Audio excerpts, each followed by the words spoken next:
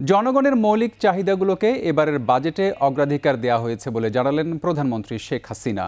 এছাড়া মূল্যস্ফীতি নিয়ন্ত্রণ সবচেয়ে বড় চ্যালেঞ্জ বলেও মন্তব্য করেন তিনি। প্রধানমন্ত্রী আরও বলেন, আওয়ামী লীগ ক্ষমতায় আছে বলেই মানুষের ভাগ্যের পরিবর্তন হয়েছে।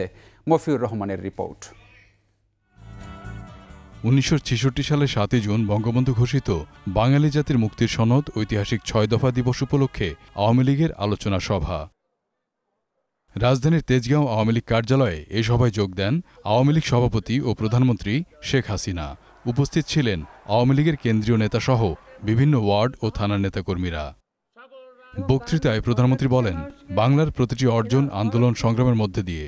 তাই তো জনগণের চেতনাকে শক্তিশালী করে বৈষম্য ও বঞ্চনা থেকে এদেশের মানুষকে মুক্ত করতে চেয়েছিলেন বঙ্গবন্ধু। এই 6 দফার মধ্য দিয়েই আমরা অর্জন করেছি স্বাধীনতা। 1970 সালে নির্বাচনে নিরঙ্কুশ সংখ্যাগরিষ্ঠতা জয় জাতির পিতা বঙ্গবন্ধু শেখ মুজিবের নেতৃত্বে হয়েছিল এই 6 দফার মাধ্যমে। আওয়ামী লীগ সভাপতি বলেন, বঙ্গবন্ধু হত্যার পর যারা ক্ষমতায় এসেছিল তাদের মাথায় ছিল পাকিস্তান প্রীতি। তবে মানুষের ভাগ্যের পরিবর্তন হয়েছে আওয়ামী লীগ ক্ষমতায় এসেছে বলেই। এবং যারা স্বাধীনতা বিরোধী পাকিস্তানিদের দালালি করেছে এবং তাদের পদলেহন করেছিল, তারাও চায়নি বাংলাদেশটা স্বাধীনতার পর দাঁড়াক। কারণ কিসিঞ্জারের কথাই তো ছিল যে বাংলাদেশ স্বাধীন হয়ে কী হবে, ওটা তো বাস্কেট কেস হবে।